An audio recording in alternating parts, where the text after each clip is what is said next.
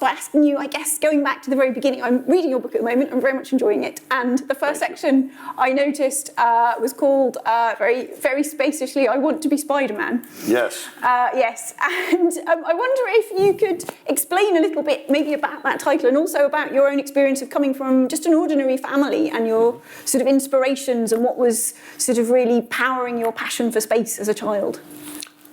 So the Spider-Man reference, Spider-Man, I guess, mainly hangs out in New York City, but we know about him here in London as well. Yeah, we have Spider-Man. All right, so what I was inspired, impressed, totally overwhelmed by the moon landing. I was 6 years old, and the lead up to that, I guess it was a big deal over here as well. Everyone knew it was. Those who can remember, So everyone who was alive at that time remembers what was happening, and even the lead up to it, the months before Apollo 8 first orbit the moon, I remember that happening, sort of. Apollo 10, I remember the images. They flew low to the moon, but did not land. And then the build up to Apollo 11 in the summer of '69 was really a big deal, but really caught my imagination. And watching it on the TV set and then going out in the front yard and looking up at the moon, I just, I thought this was unbelievable, and everyone did at that time. Everyone was excited. You were with your family watching it? I was with my family watching this on our black and white family television in the living room on Long Island, where I grew up, in the suburbs of New York City. And it was important, I think, to everybody that this happened. But for me, it really made an impression. I don't know if it was the age, if that was whatever I saw on TV that week was going to affect me for the rest of my life. I don't know what it was, but something really grabbed me and never let go. And for a while, that's all I could think about was being an astronaut. I dressed up. I don't know if they were showing pictures here earlier. Did they get those up? But the picture in the book you'll see is if you look in the book, is me dressed up as an astronaut with a converted elephant costume from the first grade play. My mother converted it to an elephant costume, and there's a picture of me with my Snoopy. I had an astronaut Snoopy. You took the trunk off, I'm assuming. No, the trunk. Yeah, no, it was ears. There was no trunk. Ears. I had ears. I traded in the ears for a plastic jet fighter helmet. So I was wearing that. Yeah, and I had my Snoopy, and that was what I used to do. I'd run around the backyard with Snoopy playing astronaut. And then when I got to maybe about the third grade or so, the idea, there you go, that's me, terrific, thank you, that's me.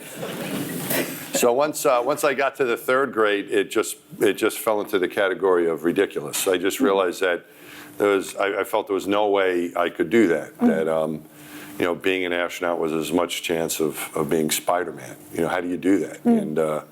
And they were, these were fearless test pilots, and I was not a fearless test pilot. I still am not.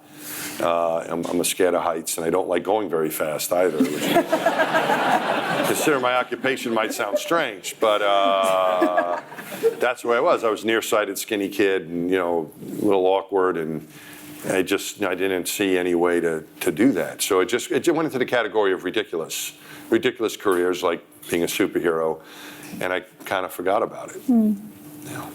Because I guess actually that is an experience for a lot of astronauts, that they come from military families, and so there is a kind of direct route, but your route was a very different. Well, the truth of it is there really isn't any direct route to it. And even back then, even for those, back then the astronauts were primarily military test pilots, or former military test pilots. Neil Armstrong Walkman was actually a civilian, but he was a military test pilot and then converted to a civilian test pilot, still worked at Edwards Air Force Base when he was selected. So all of the first groups of astronauts were military test pilots.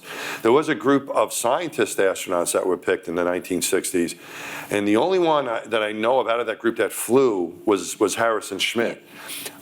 He was added. They swapped him out. They swapped out the crews of Apollo 17 because it was supposed to be Apollo 18, 19, and 20, and they canceled those last 3 Apollo flights. Toward the end, they lost the funding to do this. So they canceled those last 3 Apollo missions, and so Apollo 17 was going to be the last, and they switched the crews out so that Harrison Schmitt had a chance to go, and so, because they wanted a geologist on at least one geologist, and they got Harrison Schmitt on that last flight. He was the last person to set foot on the 12th person to do that. But there were some other scientists and medical doctors and so on that were there, and those guys hung around for Skylab. Some of them flew on Skylab, and some of them flew on the shuttle. They had to hang around a long time to fly because there was a bit of a gap. But when the shuttle program happened, it opened up the doors for lots of people. This is, of course, the American program I'm talking about, but what it did is that it opened the doors for people of color. The first people of color were selected. First women? The first women, Sally Ride. There was 5 women in that class. It's one of Shannon Lucid as well. Ended up being a record holder for most. She ended up spending over 6 months on the space station Mir. Yeah. I got to work with her as a Capcom, terrific lady. She just left NASA just a few years ago. But there were these now there's women. Yeah. And rather than, when I got to college, I still wasn't thinking about being an astronaut. I didn't really think about working for NASA. I mean, it wasn't like there was like NASA in the culture where I grew up, and even science or engineering was even a bit of a stretch, and it wasn't anything I really thought about. And I wanted to be an engineer because I liked math and science. That's why I studied engineering. But I didn't really think of the space program. I thought I would just get a job somewhere in New York, which is what I did. Yes. I ended up working for IBM, big computer company in Manhattan, and computing. I went and moved back with my parents after college and was commuting into the city. And what I noticed was that I started when I was walking by like a newsstand at Penn Station, if there was an article about the space program, and this was in the early 80s now, or mid 80s by this point, the shuttle was flying. And these stories started coming out about some of the people, like Sally Ride being the first woman to fly in space. And I remember reading about these people, and I started realizing that they weren't just the military test pilots anymore, and their backgrounds were almost sort of similar to mine, and that they were engineers and they got advanced degrees and so on. And so it seemed to me that I wanted to be a part of it. I really still loved the space program, and I saw The Right Stuff, the movie The Right Stuff. Yes, I was going to come on to ask you came out about when that. I was a senior, and The Right Stuff really got me thinking again about seeing that movie. My senior year, so this was in January of 1984, right before I graduated from college. That rekindled it, and then I noticed that I couldn't get it out of my mind anymore. It was all I thought about, like when I was a little kid, and I needed to do something about it. And so I had an opportunity to go to graduate school at MIT, and that was the first major step forward that I took toward seriously trying to become an astronaut. Yeah, because I suppose, so you overcame the sense, because I think you talk a bit in the book about how people in your family, everybody lived in the same place, people worked Yeah, everyone lived, the idea it was a big deal to go to the Bronx. Yeah. I don't know if you're familiar with the Bronx, but the Bronx involved going over a bridge. Yeah. And it was like, how are we going to, we got to go over the bridge, that was a big deal. Brooklyn was another issue, we didn't want to go to Brooklyn, that was a big, we more or less hung around the block. Yeah. We didn't really go anywhere. My uncle Frank lived across the street. Uncle Tony was around the corner. The furthest away, my Uncle Romeo was 10 minutes away. That was so everyone was always around. There was no reason to go anywhere. You had all the food you wanted. Why did you have to go anywhere? Running water in a bathroom. What else do you want? Watch television. Be quiet. It was, we just hung around. We really didn't go anywhere. I never went on a plane ride until I was in college. And went with my family. My sister was living out in California. We went on that trip, and then go on a plane again for another couple of years until I was out of college. So, we didn't really go anywhere, and we didn't really think about what else was out there. And I was pretty content to hang around Long Island and New York City was about the extent of it when I went to college and then where I was going to work. And I figured that was going to be it. And then I was faced with the fact that if I really wanted to pursue this astronaut dream, I was going to have to move around a little bit. I was going to have to go somewhere else. They weren't going to launch me from my backyard. I could pretend with Snoopy, but that would have been a little silly at age 25. So MIT was that first step away from New York, believe it or not, and that was it. Yeah, and then from there, other things started happening that took me different places around the country and other places that eventually led me to the astronaut program. So that was something I wanted you to talk a little bit about your time studying for a PhD and also your time at MIT, because you're very honest in the book that it wasn't all plain sailing, was it? It wasn't. No, it was a disaster. Yeah, you know, it was total craziness. Yeah.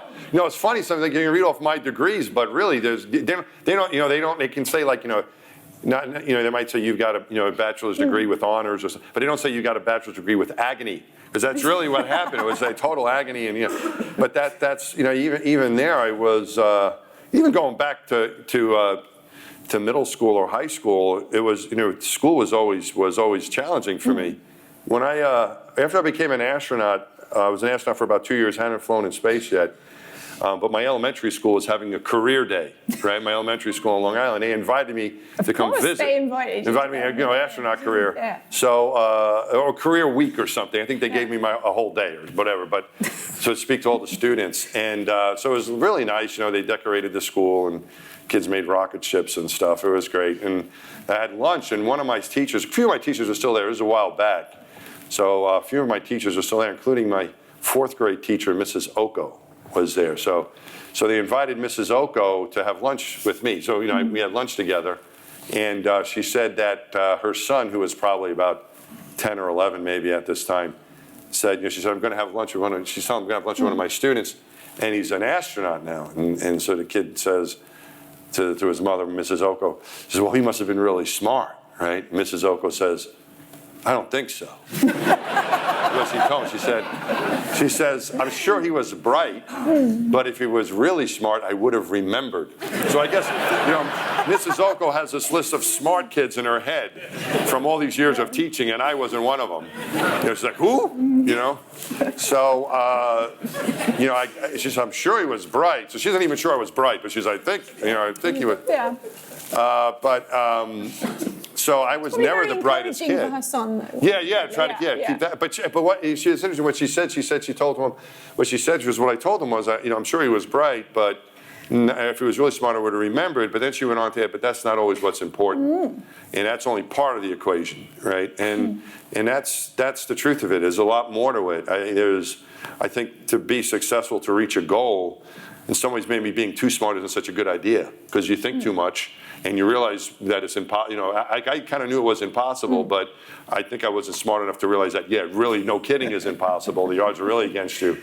And so I kept trying. And I think there's, in addition to being bright, which is always a help, but being able to persevere when things get bad. Because eventually you're going to run into a wall, I think. I mean, there are maybe a few people that have spoken here centuries ago and throughout that are smart enough to get by without any trouble, right? But it's easier in those days. Faraday and those, they probably didn't have too much trouble in school, I'm guessing, Isaac Newton. But I think for just about everyone else, eventually you run into a wall, meaning that you're going to find something that is really hard, and for whatever reason, you're having trouble, and that's standing between you and what you want to do on the other side, which might be graduate or get to the job you want or accomplish whatever. And that's not going to come down easy. It's good if things go down easily. If you pass everything, you get all A's, and you're not having to work. That's a pretty good deal. But I've never had that situation happen. And through whether it was again, going back to early years and even junior high school, Mrs. Oko's class apparently, and college and graduate school for sure. Especially at Columbia, my 3rd year at Columbia, my first year taking lots of engineering courses, didn't start off well, and I was able to recover and do well in the end. And then the same for MIT. I failed my qualifying exam for my PhD, and I didn't just fail, like I really failed. They set a record, I think, for failure. They were like, wow, we've never seen anyone like this, And they're like, they were curious about my English skills. Could you read the questions? They didn't know did you understand what was, so it was pretty bad. And, but I was able to get a second chance, not because they wanted to give me a second chance, but because it was kind of like sort of the deal, you got a second chance. And so I took advantage of that and was able to pass the second time. Yeah. It was always I was always been in a situation where I need and calling help, to get help from people. And as an astronaut as well, things weren't working out. I relied on people a lot, and I try to be someone that people could rely on. But I think it's important to know when you need help. For me, it was pretty concrete staring me in the face. And I could try to solve problems on my own, but it didn't always work out as well. And having good friends and teaching assistants, teachers, professors, whoever that were there for me was very important, to get me through.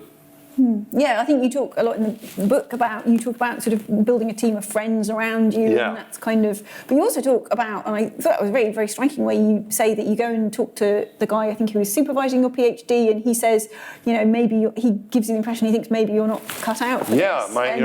That's a real. I mean, that's a real setback moment, isn't it? Yeah, because what happened to me at MIT when I failed that exam, and he knew I was kind of struggling.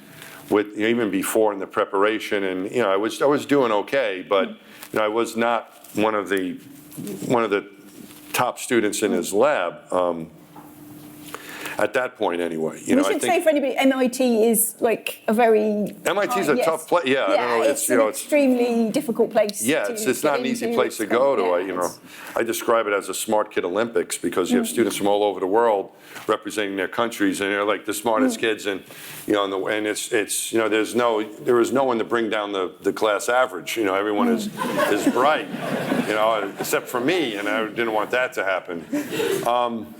But no, yeah, it's a very difficult place. What's interesting though is that so my advisor Tom Sheridan, who I write about in the book, is a very kind man. He was a good family man, just kind of like a fatherly image. Not a crazy ego-driven professor. He was a very kind man.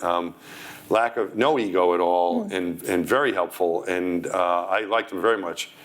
And when he was telling me, Mike, you might want to think about this. Maybe this isn't. Do you really want to try this again? Is this what you want to do? Maybe this isn't for you. And I understood what he said, and I think there was some truth to what he was saying. But at the same point, I realized that I still wanted to give it another try and see what could happen.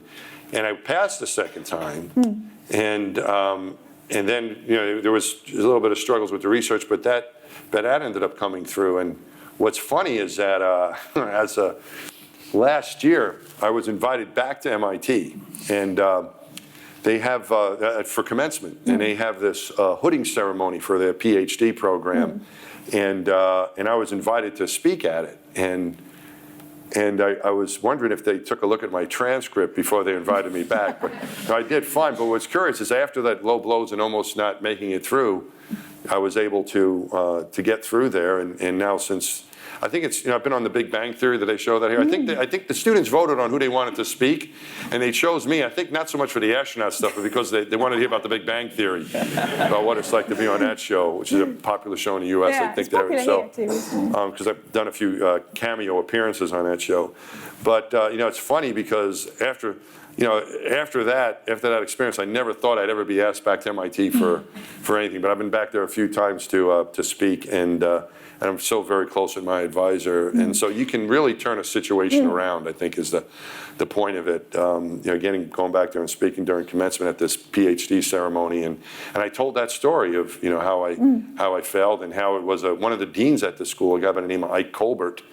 I was thinking of getting a lesser degree instead of trying for the PhD, and I remember he called me up, and it wasn't easy to call people back then because we didn't have cell phones. You had answering machines if they worked, but it was but he found me. He tracked me down, and he said, "What's going on, Mike? I hear you're thinking about not taking the exam again, or going for like trying to go for a lesser degree and not the PhD." And I go, "Well, I failed." He goes, "Yeah, I understand that, but you really need to think hard right now if you don't want to go for the big brass ring." I remember that brass ring has a different connotations. But one of them is that MIT has the glass ring you get is a big brass ring. So we don't have that. No. And I remember him talking to me about it, and he was like, what do you have to lose, and so on. He's very encouraging. And I remember speaking to the students that day at this hooding ceremony for commencement that, I was really helped by this person, and that's part of it. I think when you make it through and you get your doctorate from wherever you go to school, but I was talking to the MIT students that you need to look behind you and try to help those people struggling behind you. And so various people throughout my life somehow reached out at the right time when I needed it, or were there when I reached out, and somehow struggled through all that, but got through okay. I think that really comes across actually in the book, that as well as just being the story of your life and your progression, there's also, it does feel quite inspirational in places. It does feel like there are lessons to be learned from the things that you experienced. Something that was almost a bit surprising, because I thought when we were going to write the book, when I started to write the book, and I have a co-writer, Tanner Colby, who helped me.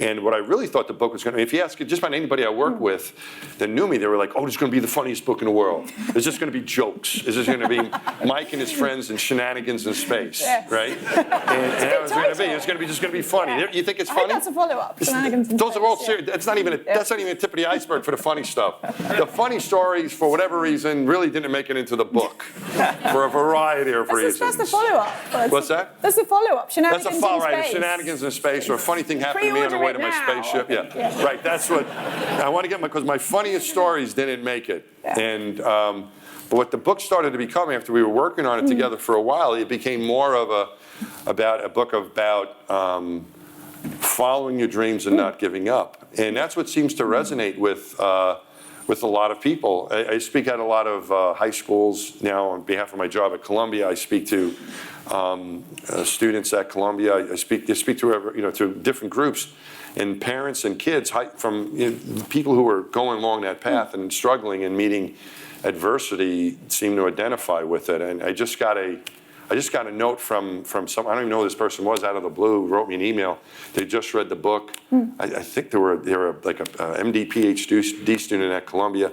Said they wish they had it 4 years ago. They're going to recommend it to everyone in a PhD program to read, and that's very gratifying. I did not really expect that, because I thought it was just me doing poorly at stuff and having to come back after not doing well. But I think there is a strong point there, and that is what I've found, and I've been lucky to meet a lot of interesting people and become friends with a lot of them, whether in sports or rock and roll, or people, actors, or scientists, or astronauts, whoever, successful people that are very successful in business, anything. And they're successful not because they never fail. It's not because they never failed and they had a straight path. It's because they never let failure stop them. Everyone is going to fail at some point, or do poorly, or whatever that definition of disappointment. And either it's okay to have regret. I think is okay. It's okay to be disappointed. It's okay to feel regret.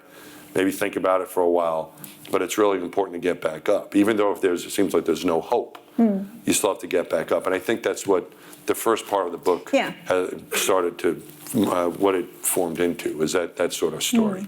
So, and then the second part was shenanigans. No, the second part's not shenanigans. The second part is how cool it is to be in space, more or less, and the experience of being an astronaut and all that. Shenanigans just didn't work no matter what I did. A couple of shenanigans are in. There's some funny stuff, but not what I thought when I first sat down to write.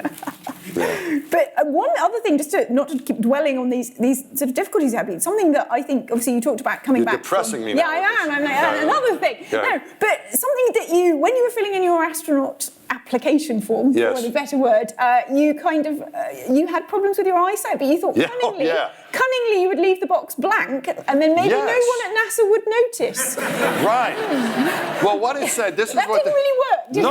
No. What it said was, write down your visual acuity if it's known to you. And I was like, well, I'm not really sure what, I kind of knew it was bad. But I didn't want to write really bad. I just left it blank. They were looking for numbers. I don't know what it was, so I left it blank. And then I got a call from, this is the first time I applied, and I got a call from the flight surgeon, who was one of the doctors were screening the applications, and they're like, this guy doesn't have any eyesight. So he called me up, and I said, I don't know. He goes, well, find out your prescription at least, and let me know. And so I called my eye doctor. I found my prescription was like -4 diopters in each eye, which was kind of equates to like minus 400, minus 2,400. Instead of being 20/20. You didn't have to be 20/20. You had to, at that point, you needed to be 21/5 for a mission specialist. Not the test pilot applicants needed to have 20/20 uncorrected vision. They needed to still be able to see. All this has changed now, right? That mission specialist, not so much, but they still wanted 2150 uncorrected acuity. And so when he saw that prescription, he was like, No, there's no way. We're gonna, you can't. We're gonna have to pass you by for this selection. And so I was like, well, is there anything I could do? And they did accept something that was called orthokeratology. They did not accept any of the surgeries back then. This is over 20 years ago. So like, no, if you do any of that stuff, you're disqualified for life. We don't trust it. Like any of, I don't know if LASIK even existed then. There was something called radiokeratotomy. For anyone who's had it, then. I don't know. There was a LASIK. Yeah, LASIK now is actually accepted. Yeah. If you're stable for a while, but it's so you can improve it. The whole vision thing went away a couple of years ago as a real obstacle. But there was one guy who I don't mention in the book, who was the head of, I guess he was the head of flight medicine back then, who was kind of an old school guy, and from the days when pilots needed to see really well, when they didn't have instruments. No, back in the day, like back in World War I, the Red Baron's flying around, whoever, and there's my aunt, I'm going to go get him. And whoever saw each other was going to win. The guy who saw the other guy first had the advantage. Was important. You need to be able to see, because you didn't have it. Now they have, you need to be able to play computer games in order to fly a jet, But back then, so this guy was still living in the, before the World War I, World War II days, and was saying, I got to see. And so a lot of people, even test pilots who came in there with what they thought was 20/20 vision, ended up getting DQ'd because they couldn't pass the NASA test for various reasons. It was really stringent in the eyes, in the eye exam part of it, and it's relaxed a lot since. But back then it was rough. And he suggested this. Not that he suggested, I asked him what I could do, and he said, well, there's something called orthokeratology. And I looked in the regulations, sort of, and it said that was okay, but you needed to be stable for a while. But actually, so I had this orthokeratology, which then made me qualified, but then that still wasn't, when I finally, I got rejected a few times from NASA. So I got rejected twice, and then I came in a third time with an application, and I came in for an interview. I got called in for an interview. So, 2 outright rejections a couple years apart. Then a couple years later on my third application, they said, come in for an interview. At this point, I had this orthokeratology done. Orthokeratology was just taking a very hard contact lens and putting it in your eyeball so it would flatten your eyeball. And what that does, because all glasses do is bend the light correctly, right?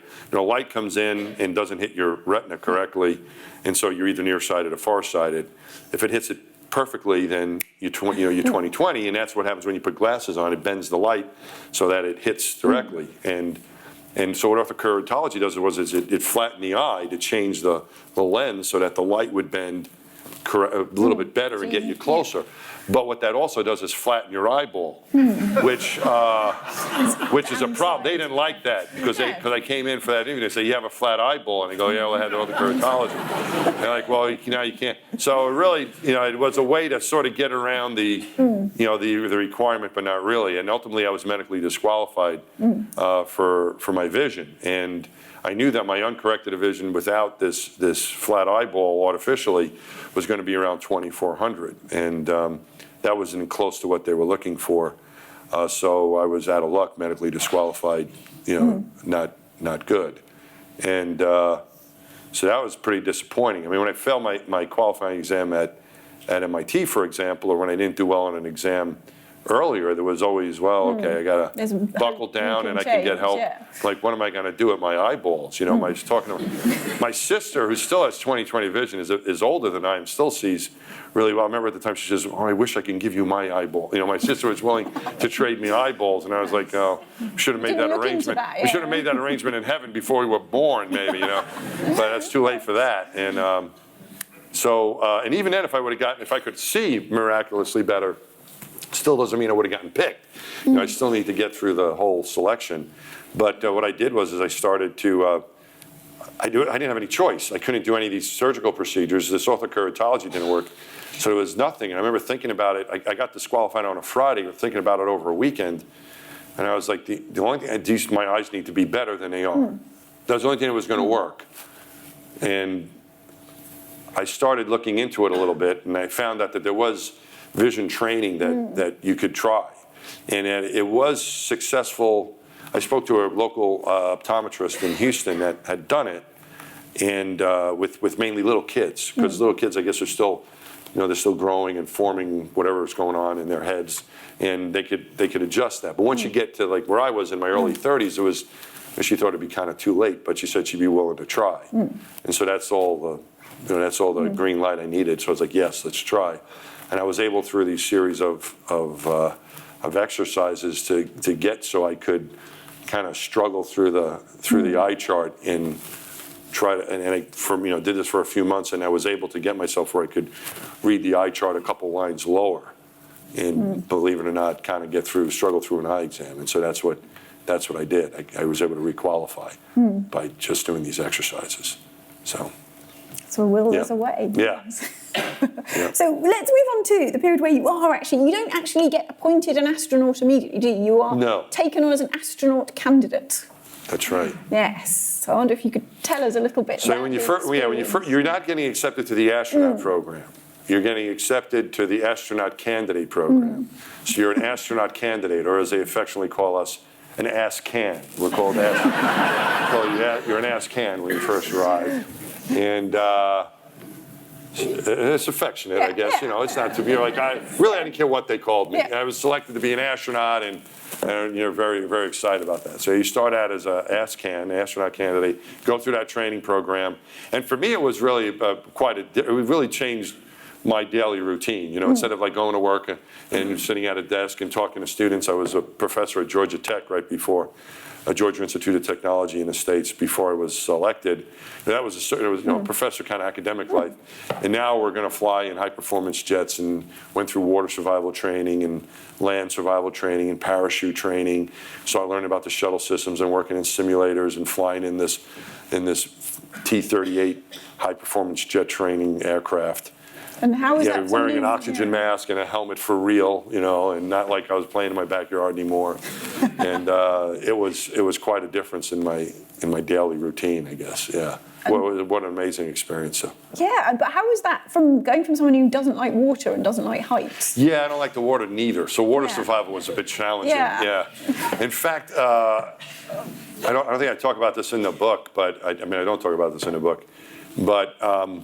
When I got my letter, you get a phone call, and they say, "We'd like to, you've been selected. You're going to be an astronaut." And I say, "Okay, great." And then they send you a letter, right? They send us a package, an information package, right? And it said, "Congratulations, and show up for work on this day. Call this person about whatever, this kind of thing." And then they said. The second paragraph was, "Please practice your swimming skills," right? Because it went to explain that we were going to be expected to pass a swim test in order to go to water survival training with the Navy, and then an even more difficult swim test in order to scuba dive in the neutral buoyancy lab. And I was already scuba qualified. I was okay with equipment. I didn't like the Man from Atlantis stuff, swimming, but without gear. But I could, I was okay with scuba. But they didn't care about that either. They were like, you have to pass this other swim test to dive in the pool, which is much harder than any swim test that you would have to do for a regular scuba license. And I couldn't believe this, because I did not like the water at all. I learned to scuba dive sort of as a way to overcome my fear of the water. But I did not like swimming. I never liked the water when I was a kid, because I was so skinny when I was a kid that I was always freezing in the water in New York. I hated it. It was terrible. And I didn't like going under the water. You can't breathe. I didn't like this. I didn't see any reason to go in the water. If you look down if you want to get off Long Island, where I was growing up, there were bridges to do that, and a tunnel. We had a tunnel. And if you look down the East River, you see tunnels, and you don't see people swimming. You see bridges and tunnels. We've gone past that. No reason to go in the water. I don't understand. So I never saw any reason to go in the water, and now this thing, I've always avoided it. If I go, like I was a kid going to a pool party, I would kind of fake like I was having fun in the water. I would never really go in, I'd kind of sit on the side and I'm having fun. I didn't like it, and now I had to go through this water survival stuff. So, what was your question? Because now I'm traumatized now. What was it like? It was you were saying I had to do some different things. So I wasn't used to that, so I had to overcome that, and that was okay. I just had to practice a lot and take it step by step, and ended up being all right with that. I wasn't the strongest swimmer, but I was able to learn, so I practiced and got help and was able to get through that as well. And And then the other stuff, I wasn't a thrill seeker like some astronauts are thrills. I don't like thrills. No good. So I never, some of I was with my friend Kent Rominger, who's I talk about in the book a little bit, but I saw him a couple of days ago. He lives in Salt Lake City now, and he's a thrill seeker. He was a fighter pilot, off an aircraft, flying off aircraft carriers with the Navy, became a test pilot. But he also likes skydiving and hang gliding. And I like snow skiing, but he does like extreme snow skiing and water skiing. He's a thrill seeker, He likes driving a car fast and motorcycles. And I'm like, nah, I'd rather stay home and watch television, given the choice. So that sort of thrill-seeking kind of stuff I had to get used to as well. But it was, to me, it was just sort of a little discomfort that I had to get used to, and I found out that it was okay. It's kind of just another challenge, and the benefit of it was getting a chance to fly in space or spacewalk or fly in these jets, which I really enjoyed. That I did not have any problem with. Flying in the airplane was great. The spacewalking, I really enjoyed that training. So it's just like these initials. You have to go through school to get to what you want to do, and I guess that's the way it was for me with the astronaut training. You had to do these, for me, unpleasant things to go through these survival schools and so on, which I was not inclined to do unless I was forced. But being forced to do it, I found like I was able to get through it and enjoy the training that was on the other side of it. And so all this time you're being assessed, and people are deciding as you're doing this training who is going to be the next, who's going to be called as an astronaut, who is going to be appointed. So is it very competitive? No, it's not. No, once you get, even through the interview process, it's not. I think everyone's, the kind of people there you're pretty grateful to get to that point. I was pretty happy to get to the interview part of it, where you're a finalist to do this job. And it really is not, it's not, it's competitive from the standpoint that people want to do well, but really it's a different situation. And this is where who you select, I think, is important, because the only way the mission is going to be successful or the team is going to be successful is if everyone helps each other. And if someone has a weakness, you don't exploit it. You try to help that person, and that's the way it is. And there were some things that I was able to help people with, and there were a lot of things that I needed help with, where I got help from my friends. And it generally was us helping each other. It was my fellow astronaut candidates, and I. And it was pretty much from the beginning with the swim test that I was afraid of. When we first got there, we had a astronaut who hadn't flown. Jeff Ashby, he was in the class. He was a Navy pilot who was in the class ahead of us, and he was kind of in charge of us as our sponsor to help us, kind of as show us the way of going through our astronaut training. And he said, "You guys have the swim test next week, right?" It was toward the end of our first week. And I'm like dreading this swim test, and he said, "Who here's a weak swimmer?" And he goes, "Don't lie, right?" So I sheepishly raised my hand with a few other people, and he said, "Who are the strong swimmers?" And we had a couple Navy divers in the school, and some other people raised their hand. He goes, "Okay, because we're ending the day, but the good swimmers and the poor swimmers stay. You're going to get to know each other, and you're going to get together over the weekend. And the strong swimmers are going to help the weak swimmers prepare for that test, because everyone's going to pass that test next week." And that was the end of it. And that's what we did. And we stayed around, and we practiced over the weekend, and we got to the pool that next week, and everybody passed.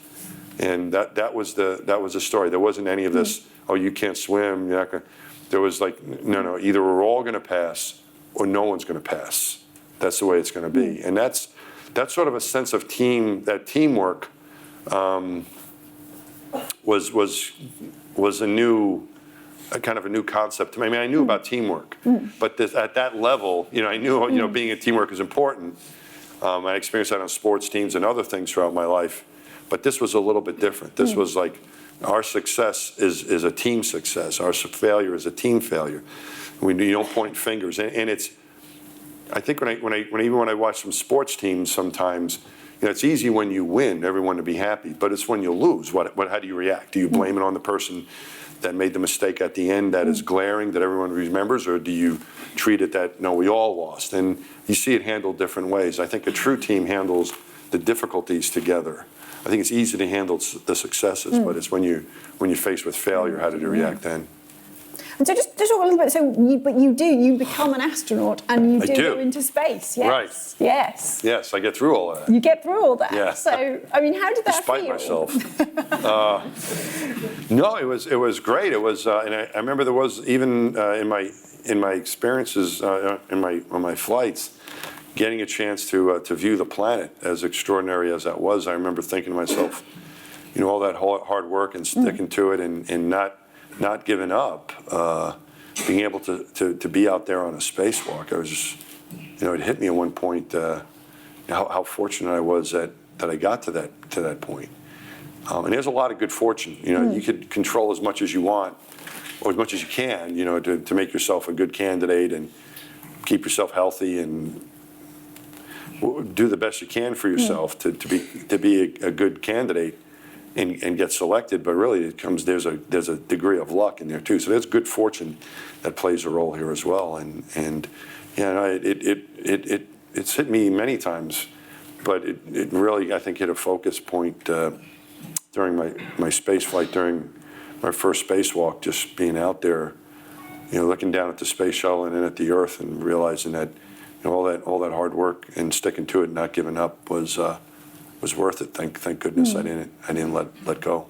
And you were on both your missions. Actually, you were involved with working on the Hubble Space Telescope. Yeah, both of my missions were to Hubble, and I got to spacewalk on both those missions up there. A magnificent instrument. So those are just great missions to be on. Any space mission is a good mission, but particularly the Hubble missions, because there's so much spacewalking on those missions, and what you're working on, the instrument, the telescope is such an amazing instrument, because it's above the atmosphere, so it doesn't it sees directly into space. So it's kind of as if you look up at the sun if you're in a pool looking up through the water at the sun, it looks blurry, and if you get out of the pool, out of the water, now you're looking directly at the sun, it looks much clearer. That's kind of what the atmosphere does to our vision of the stars, of the universe.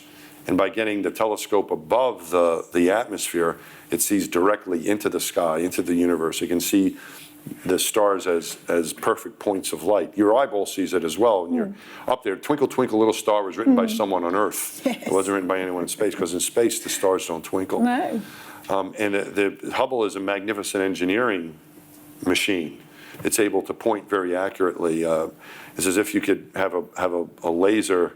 I'm going to use a United States reference, I apologize, but being in Washington, D.C., on the Washington Monument, you could hit a dime on the Empire State Building in New York City. That's how accurate the telescope is. About 250 miles. How many kilometers is that?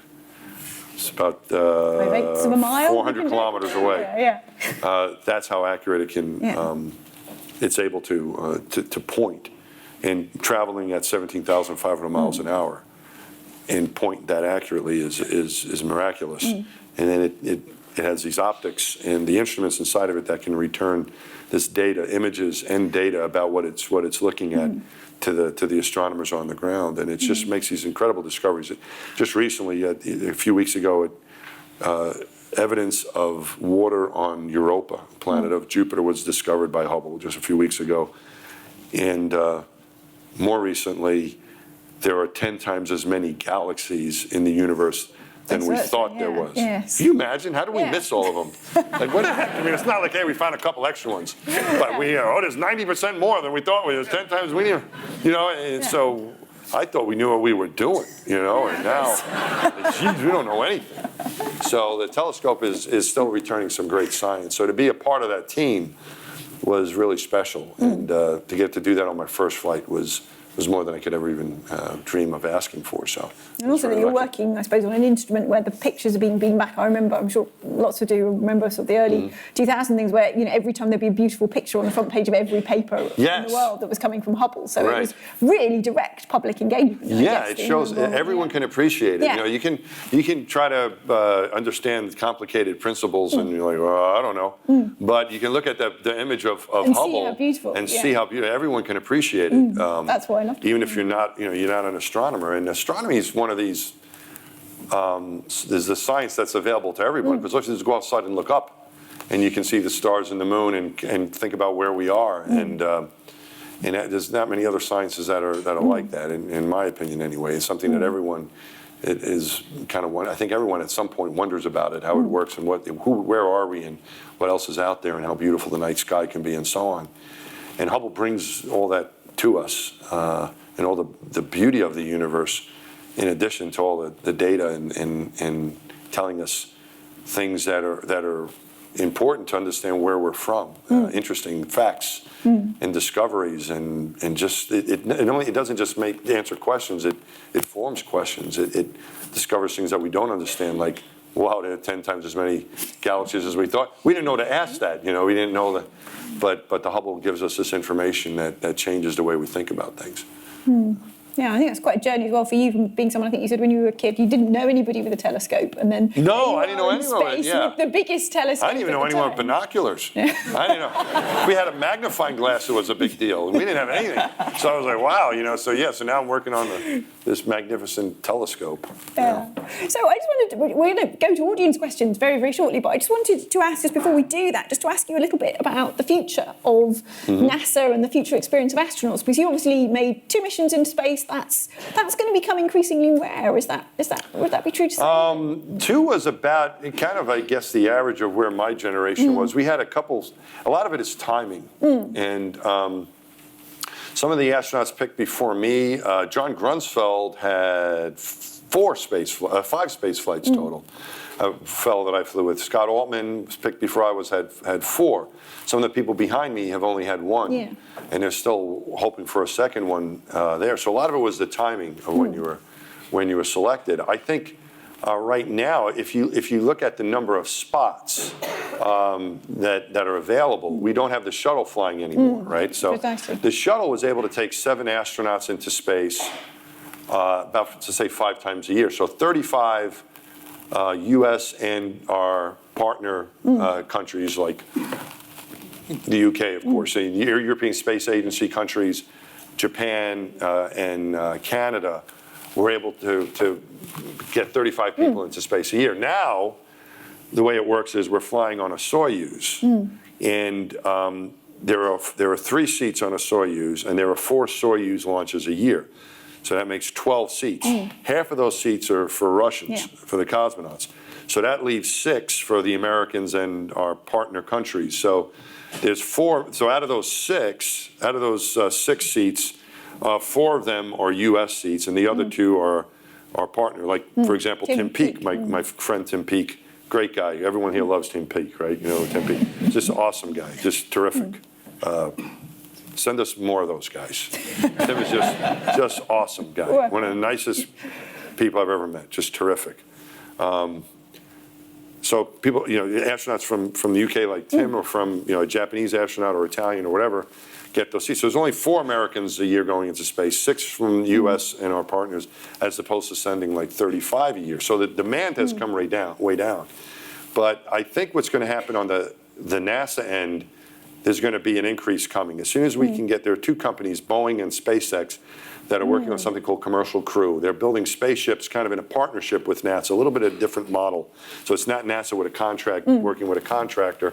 They had ideas for spaceships that they're going to put some of their money in. NASA's going to help, and then they're going to use that to go to the space station and fly astronauts to the space station. So once that gets going, which is probably going to be in about 2 years or so, the demand for astronauts is going to go up. You're always going to have a few, but the numbers have started to go down. The last selection we had, it's going to be 4 years in between selections. We had a 2013 selection. They only selected 8 astronauts in. They're going to select another one coming up, another selection in 2017. I think it's going to be a larger number, but I think the numbers are going to start going up again. When I was selected, there were 35 Americans selected and 9 international astronauts in my class, non-U.S. astronauts. So it's 44 of us, so it's a huge class. That's the largest class, and that's when we were flying the shuttle.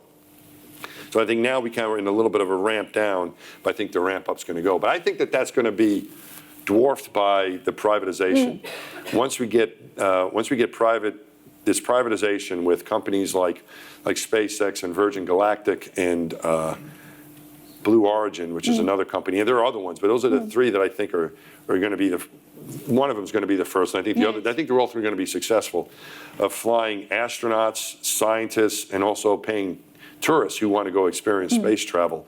I think that's really going to open the doors wide for people, and some very exciting careers. Some of my students at Columbia, for example, some of them go work for NASA or for the contractors or for the different space agencies around the world, the government-run agencies, but a lot of them go work for these other companies. For example, Nicole Lewis, this young woman who's our valedictorian in the engineering school at Columbia 2 years ago, A+ student in my class, terrific student, is working for Virgin Galactic. My teaching assistant, who just got his PhD a year ago from Columbia in mechanical engineering, is at Blue Origin. And we have other students, a bunch of the students that I've had in my class are out at SpaceX. So this is where they're going. It's not just the government anymore. So it's these private companies. It's entrepreneurial. And I think that's where the future is. And it's just a question of how much longer we have to wait for that to happen.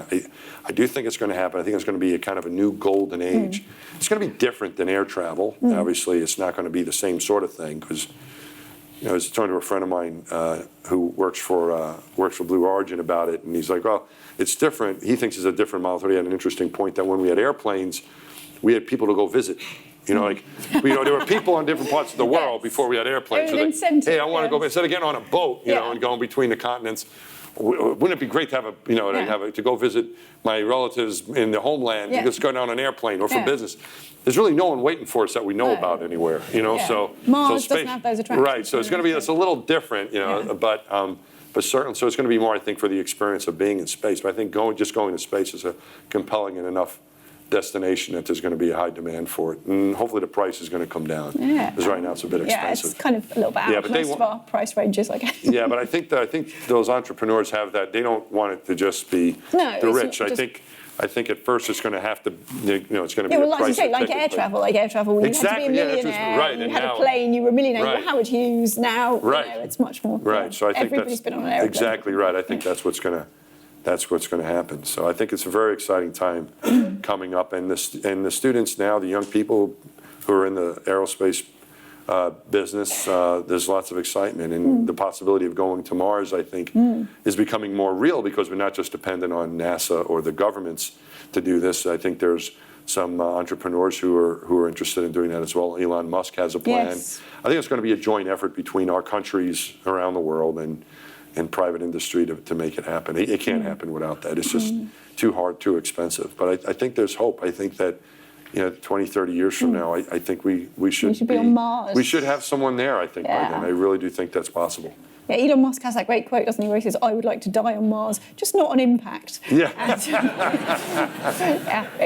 good idea. So I kind of agree with that. I wouldn't want to die on it either way. I'd want to come home.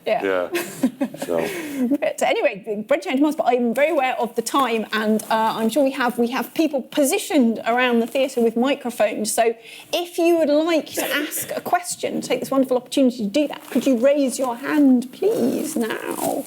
And we will see where have we got people. So yes, we've got someone there with, yes, you, you.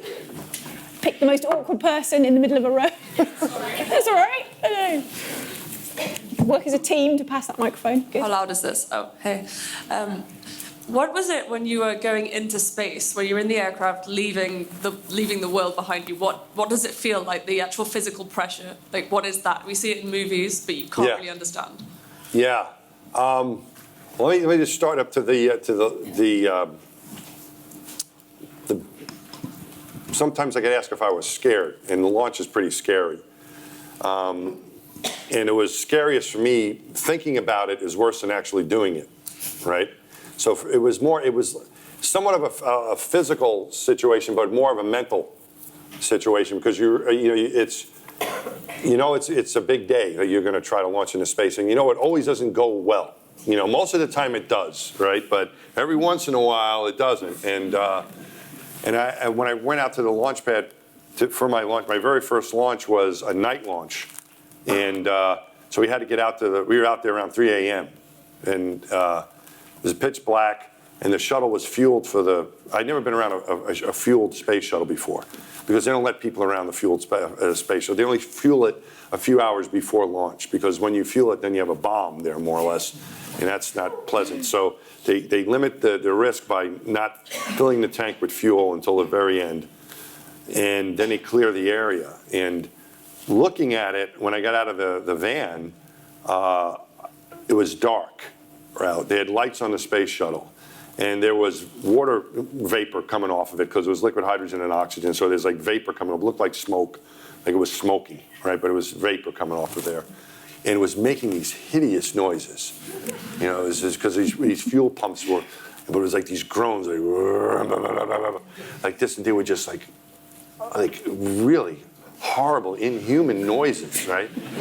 And it looked like it was alive. It looked like a beast. It looked like it was and I looked at that and I thought to myself, maybe this wasn't such a good idea. So that was my emotional state. And I actually turned to look if the van, this big Astro van, was still. This guy left. He was like, "Good luck," you know. So the only way to go was into the spaceship. And they had security guards, didn't they? Who yes, they did. That was before we got on the van. I noticed there was a sense of security. You practice everything, even the walkout. You know, we have this drill we run called terminal. It's called a Terminal Control Countdown Test, TCD, terminal, whatever it is. TCDT is the acronym. I think it's Terminal Countdown Test is what it is. So you do about a month before, and that's like a dress rehearsal, and you do some emergency egress exercises. So I've been through this experience before in practice, but this was my first time really doing it, and it was a completely different sense of things. Getting onto this van, there was a lot of security. There was a military helicopter above us that was going to look for, I guess, bad people, and then there was a SWAT team with gigantic weapons standing around, and these are like the biggest weapons I've ever seen, and I could swear they were all pointed at me. And this was 6 months after the 9/11 attacks, so the thought was it's enhanced security for 9/11, But I really had the sense the way I thought they were looking at me was they were looking to see if I was going to run for it, and then threaten me, like, hey, you only have one choice, and that's to get on the van. So, but that's what they were trying to make sure I would get on, is what I thought. But once you get in there, so I'll get around to your question eventually. So once you get on the spaceship, we were kind of hanging around for a while, and they strap you in and you do some comm checks, and you're just kind of laying there. And Jim Newman, my spacewalking buddy, is next to me, and he had been in space 3 other times, and Rick Linehan was on the other side, and he had been to space 2 other times. And so those guys, they knew what to expect, I guess. And at 6 seconds, the main engines light. 6 seconds to go in the countdown. And so you're laying on your back, and the engines start, the main engines, and you don't go anywhere yet though, but you kind of lean forward, right? But you feel this like power is about to be unleashed. So this beast is now really awake and starting to you're like, whoa, you can feel it underneath you, but you haven't moved yet, right? And you lean forward, and then the whole stack goes, right? But it doesn't take off yet. And then it comes back. And that takes 6 seconds for that to happen. So it's 6 seconds they light, 5, 4, 3, 2, 1, 0, you're upright again. And these solid rockets on the side light. Those are gigantic sticks of dynamite is what they are. So you can't throttle those. You light them, they're going to burn until they're done. It's solid fuel. The engines you can throttle. You can turn off the gas if it doesn't look good. You have 6 seconds to do that. But once those solids light, you go. And it's like it is like wham, and it's not like, oh, I wonder if we went anywhere. Like sometimes you're not sure, am I moving? I don't really, like it's obvious you're moving, and before you get to the end of the tower, you're already going 100 miles an hour, and you go from 0 to 17,500 miles an hour, which is really fast even in metric. 17,500 miles an hour. In 8.5 minutes. So my first flight, when the solids were like, because they're solid, they run a little rough.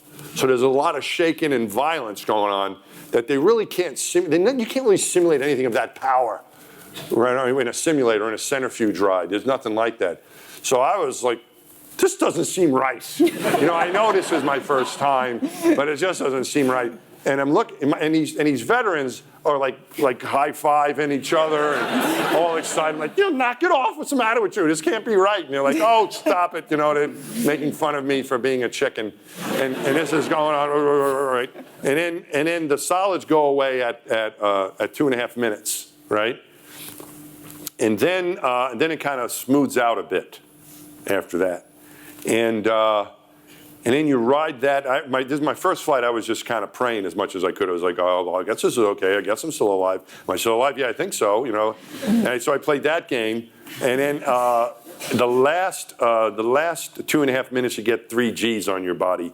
So that means you're weighing about 3 times your body weight, pressing down on your chest. So it's like you have a pile of bricks on your chest, which it's not going to hurt you or kill you, but it's not like something you want to do. It's like, I'm going to go relax for a while. Can you put a couple cinder blocks on my chest? But that's what. So you're like, okay, when's that going to be over?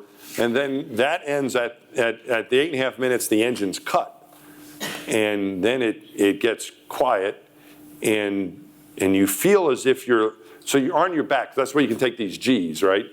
Because it's not coming through your head, or else that'd be worse.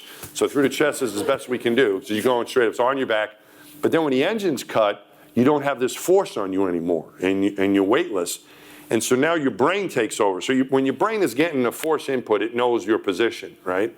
It knows if you're being accelerated. When you're in a car, it can tell you moving this way, or whatever you're turning or you're walking. Your brain knows what's going on because your vestibular system works on gravity. So now the gravity's gone. So now your brain's trying to figure out what's happening, right? So when it sees the scene in front of you and it knows you're in a chair, I felt as if I was going like this. But it was only my brain making that transformation. You know what I mean? So I was still in the same position, but now my brain had thought that I was now upright, okay? So now I feel like I'm sitting in a chair now instead of on my back. And I took my helmet off. Because I saw this in Apollo 13, in the movie Apollo. So I took my helmet off and I floated it right in front of me, and I let go like this. And it just stayed right there, right? And I felt good. I did my helmet right. So I did another Tom Hanks thing that he did in the movie. I took my glove off, and I floated, and I let go. And my glove was just kind of like doing this sort of thing. I was like, wow. So I'm feeling good. I take off my other glove, and I let go, and I put that one right there like that, and it's just floating. And then I turn my head, I don't see my right glove anymore. Like, where did it go? So that was lesson number 1, keep track of your stuff. But that's what it was like. I wanted to go through it again, because that first launch was so crazy, I didn't feel like I got to enjoy it as much and didn't think as much. And so I wanted to go again for that reason. And because of the way those guys were making fun of me, I wanted to go back again so I could make fun of a new guy. Because I knew and that's what I did. And I made sure my friend Drew Feusler was next to me on my second launch, and I taunted him the entire time on the way up to orbit. And I also like paid attention a little more, right? And the way I would describe it as far as like the feeling of it was I felt like some monster had grabbed me, some like super science fiction monster had grabbed me and was taking me away from home. That's what I felt like. And there was nothing I could say about it. This thing was just grabbing me by the chest and hurling me away. And then I had this sense right at about, I would say at about 2 minutes into the launch, I had a feeling of leaving. I had this, like I was really leaving home for the first time. I was leaving home. Not like I was just going on a trip from, like I came here from the States and we're going to go back or wherever, but I really was leaving home. I had that sense of leaving home. So that's what it was like for me. It's a bit of a physical experience, but for me it was more of an emotional experience of going through that whole experience. Okay, cool. Yeah. Questions. Have we got any of our younger? So have we got microphones up at the back actually, or are you out of luck up there? They do. We have got one. Brilliant. So, you were saying that you had like a fear of heights, you had a fear of water, and you had a fear of everything basically which you had to encounter to be an astronaut. Yeah, that's a good summary. But what, like, apart from just being an astronaut and being like one in a million people, did you have anything else which you thought like, yeah, I want to become an astronaut? What motivated me? You? Yeah. So it wasn't just that I wanted to be one for the heck of it. I think the things that I wanted to do. When my dream got rekindled with The Right Stuff, when I saw that movie, The Right Stuff, there were two things that hit home with me in that movie, and one was they depict John Glenn's orbital flight, and they show him. By the way, did that question come from up there? Yeah. Yeah, you have my admiration for being up there. By the way, I wouldn't do that. But the view of John Glenn's.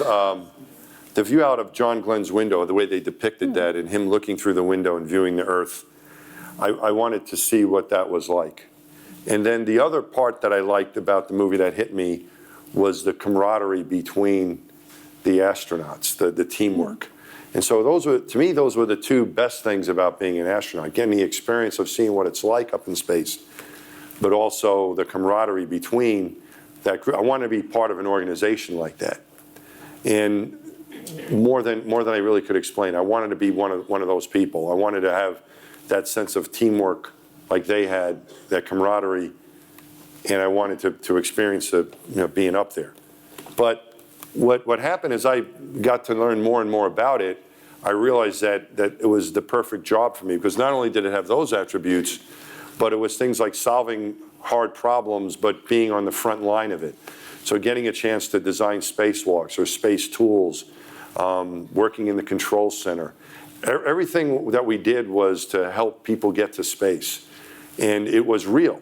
It wasn't just thinking about it in a classroom or thinking about it even at a company.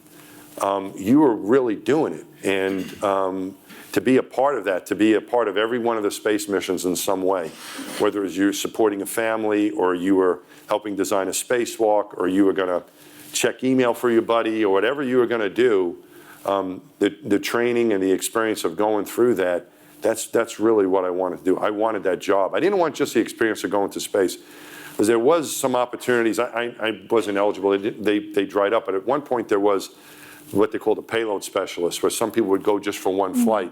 They would come to do the flight, and then they would go back to whatever their job was. And I didn't want that. I wanted to be part of the office almost more than I wanted to fly in space. I wanted to be an astronaut. I wanted to be involved with figuring out ways to get people to space, of what kind of systems we needed, what kind of techniques we were going to use, what tools we needed. And that's where I wanted to devote my life, and to be part of that team full time. That's really what motivated me as I got to know more and more about it. So it started off just with the idea that I wanted to see what the Earth looked like from space, and I wanted to hang around with a bunch of cool people. But then it grew into something where I really felt like it was the perfect job for me, and the best way that I could contribute to what I thought was the most important thing going on in my lifetime, which was the exploration of space. And I wanted to be a part of that so badly on the front line that's what my motivation was.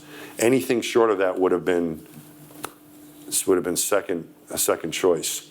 And it was hard for me to admit that to myself, because I knew that to get that job would be near impossible. So I knew it was the perfect job for me, the thing I wanted more than anything to do, but I also knew it was probably the hardest job in the world to get. But I gave it a shot and wasn't going to give up. And here we are. Here we are. We have time for one or two more questions. Someone in the middle there.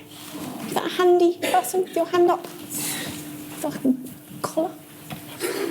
What was your favourite part or site of your explorations? My favorite site? Is it?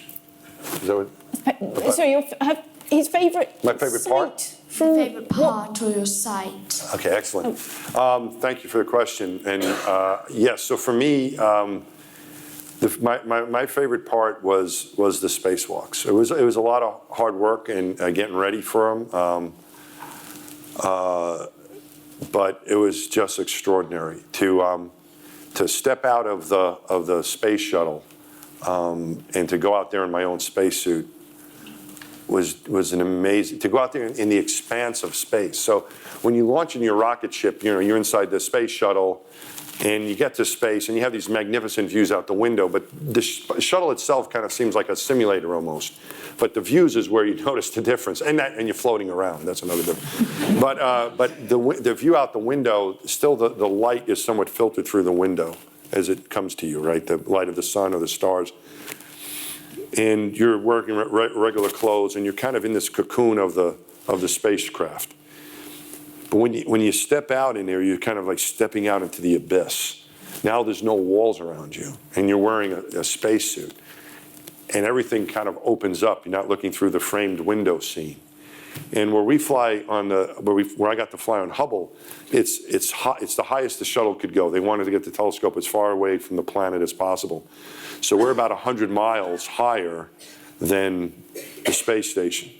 So we can see the curve from that altitude. So as I got out in my spacewalk, I noticed a couple things my first spacewalk. First, it was really, really bright.